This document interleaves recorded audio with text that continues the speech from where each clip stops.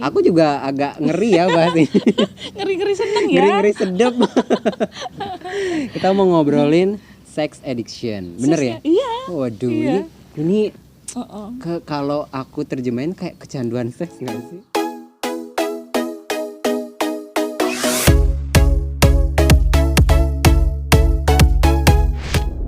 Bitalk Podcast.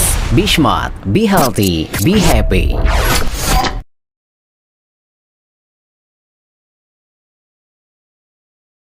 Balik di taman sama Mbak Halo. Sisi. Aduh, aku ngerasa kayak ketemu siapa gitu ya.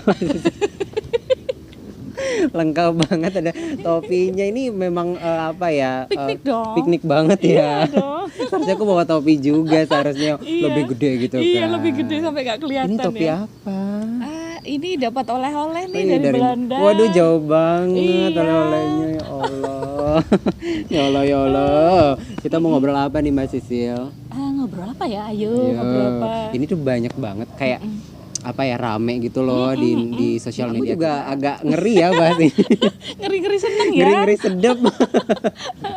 Kita mau ngobrolin sex addiction, bener ya? Iya. Waduh, Iya. ini Uh-uh. kalau aku terjemahin kayak kecanduan seks nggak sih? Iya. Iya, kayak Indonesianya gitu. Iya. Jadi kayak perilaku kompulsif. Kompulsif itu yang datang di pikiran ya, atau di yang dilakukan perilaku ini terus-menerus tanpa ada kontrol. Jadi dia kayak mendesak-desak gitu. Mendesak gimana? Mendesak itu kayak selalu muncul hadir di pikiran gitu. Oh, keinginan ini untuk Iya, selalu tapi juga menjadi sebuah perilaku karena dilakukan. Oh, jadi kayak kebiasaan itu nggak sih? Iya, jadinya? dilakukan berulang kali. Namanya repetisi atau di repetitif gitu. Oh, berarti sex addiction ini apa ya, kan apa, kecanduan seks gitu ya. Berarti ini gimana yang tergolong seperti apa perilakunya gitu? Kecanduan seks ini, kalau kecanduan kopi kan kita pagi harus minum kopi nih, Iya. terus siang habis makan Iya. siang minum kopi Iya. gitu. Kalau seks ini gimana kalau Ya, kecanduan? jadi seseorang ya yang terus-menerus pikirannya itu berpikir tentang seks. Kemudian perilakunya melakukan repetisi yang berulang kali seperti itu.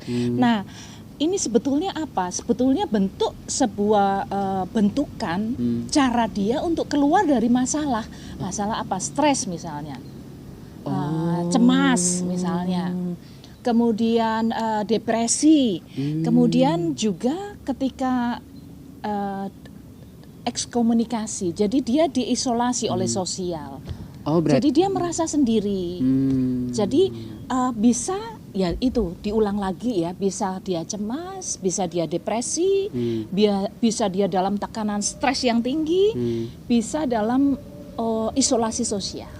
Oh, berarti ini kayak Gitu. semacam pengalihan saat kita, misalnya kan orang Iya. saat sedih ada yang perginya ke pantai. Iya. Tapi ini ketika dia mendapatkan sesuatu yang menyakitkan buat dia, dia melakukan seks. Ya, kayak orang haus nih, coba haus kita nih.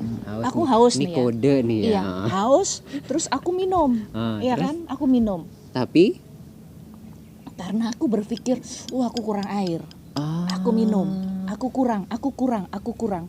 Jadi di pikiran kita itu yang kita inginkan, terus. Oh. Jadi kemudian, tapi kalau itu dilakukan menjadi sebuah perilaku dan diulang berkali-kali, itu menjadi sebuah addiction. Begitu.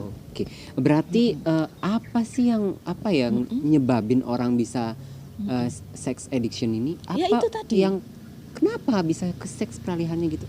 Nah, Kan banyak ya orang, maksudnya kenapa orang itu bisa ke seks gitu? Kenapa nggak yang lain gitu? ya karena kan dorongan itu harus keluar. Nah, dia memilihnya itu ke arah itu. Oh, mungkin Misalnya ada orang yang punya dorongan, kemudian dia exercise. Ada orang yang punya dorongan, kemudian dia kerja banyak. Ada orang yang punya dorongan misalnya, dia lebih memilih I just thought about that. Kayak gitu. Tapi sama nggak sih seperti pedofil gitu? Oh, enggak Sama? sama. Beda? Enggak sama. Kalau pedofil itu sebuah perilaku di mana perilaku seks itu mengarah kepada children. Kepada anak kecil, dari adult kepada children. Jadi dari orang yang dewasa kepada anak-anak itu pedofile. Beda berarti sama Beda. sex addiction Tetapi ada addiction tapi kepada lebih ke arah gangguan yang dia minatnya pada anak-anak kecil. Oh, tapi kalau sex Begitu. addiction ini gangguan seks, gangguan.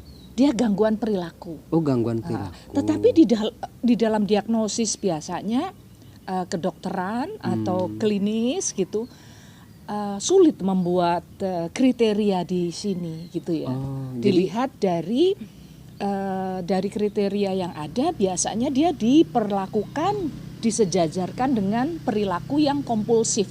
Kompulsif itu yang sebenarnya. Kompulsif itu yang meledak-ledak, yang juga terus-menerus mendesak-desak. Kayak keinginan Jadi nggak bisa dibendung gitu iya, ya? kayak pikiran atau perbuatan atau keinginan yang sudah dilakukan yang tidak bisa dibendung lagi.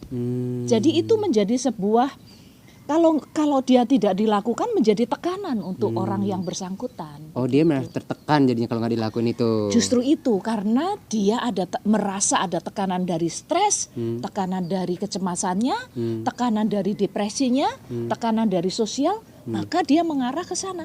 Yang dipilih adalah defense mechanism-nya adalah bentuknya ke arah Seks. activity, sex activity. Oke. Iya. Berarti kan ini ada apa ya, kayak gejalanya nggak sih yang ditunjukkan dari orang seperti Perilakunya kayak perilakunya apa? seperti Nah, apa? Tapi sebelum itu aku mau ngomil. Oh, Aku lapar. enak aja. Aku Nah ini lapar. apa namanya? Nah gini deh ya. Sambil aku ngobrol ya. Aku sambil buka nih susah sambil buka. Aktiviti seksualnya itu kadang-kadang dominan dia. Daripada Orang kebanyakan. Jadi mendominasi pasangannya yang diajak aktivitas seks itu. Kemudian biasanya dia melakukan resiko seks yang seksnya kan aktif gitu ya. Dan high risk. Without safety, tanpa safety dan sebagainya. Nah, kemudian cenderung exhibition. Jadi dia menunjukkan alat-alat kelaminnya kepada orang atau bisa juga kepada publik.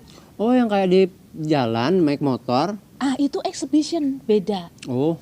Jadi ada di situ juga ada sex addiction, tapi ketika dia merasa puas ketika menunjukkan, itu namanya exhibitionist. Oh, gitu. Jadi sex addiction macam-macam Macam jenisnya. jenis berarti. Nah kalau di publik biasanya misalnya dia punya itu, dia memperlihatkan perilaku aktif yang memperlihatkan sex appeal-nya untuk menarik aktivitas seks dari orang lain. Kemudian bisa ke arah prostitusi misalnya. Oh, bisa ngarah ke sana juga. Ya, karena dia punya activity sex activity, dia ke arah prostitution. Jadi dia bisa mengakses aktivitas seks itu di prostitusi juga. Nah, tipe-tipe yang seperti ini itu biasanya perasaan yang muncul pada orang-orang yang ini adalah regret, kayak menyesal. Dia sering merasa perasaannya menyesal, regret. Kemudian depres, tertekan banget gitu ya. Kemudian ashamed, shy, malu gitu ya.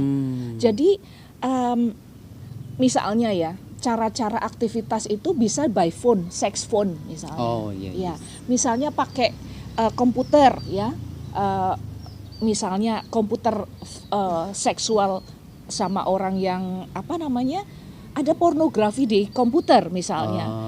Dia menyukai aktivitas yang berhubungan dengan pornografi. Nah, atau aktivitas yang multi partner. Multi partner. Jadi nggak cuma satu dong. Oh. Yang tadi kalau nggak salah sempat nanya soal itu waktu kita ngobrol-ngobrol tadi. Oh, berarti dia bisa menyebabkan seorang yang sex addiction ini menjadi selingkuh. Iya. Gitu. Tanpa dia punya keinginan itu, karena keinginannya adalah how to blow up untuk ini ada ininya aktif, ada binatang. Jadi dia mau aktif sehingga dia hanya pick up. Jadi multi partner. Oke, berarti Dan dia tipenya. Nah, ini tipenya. Tipenya ini juga waduh binatang senang topiku juga. Kemudian banyak gangguan. biasanya kalau dia sendiri, aktivitas yang dilakukan itu adalah masturbasi. Oh. Iya, ini loh, Ini kan nyenget nggak sih? enggak apa-apa. Ya karena udah Aku dikasih sih nggak tahu, apa-apa. nanti kita lanjutin lagi kali ya. Aku mau nyemil bola. Berarti nanti kita akan lebih lanjut bahas nih, karena kan ini ternyata berpengaruh ke jadi perselingkuhan ampun juga, ya. tapi selingkuh secara seks gitu ya, aktivitas seks gitu ya. Terus apakah nanti ada penanganannya nggak sih kalau udah sex addiction karena udah ke konsentrasi? Kita nanti di segmen selanjutnya, bye.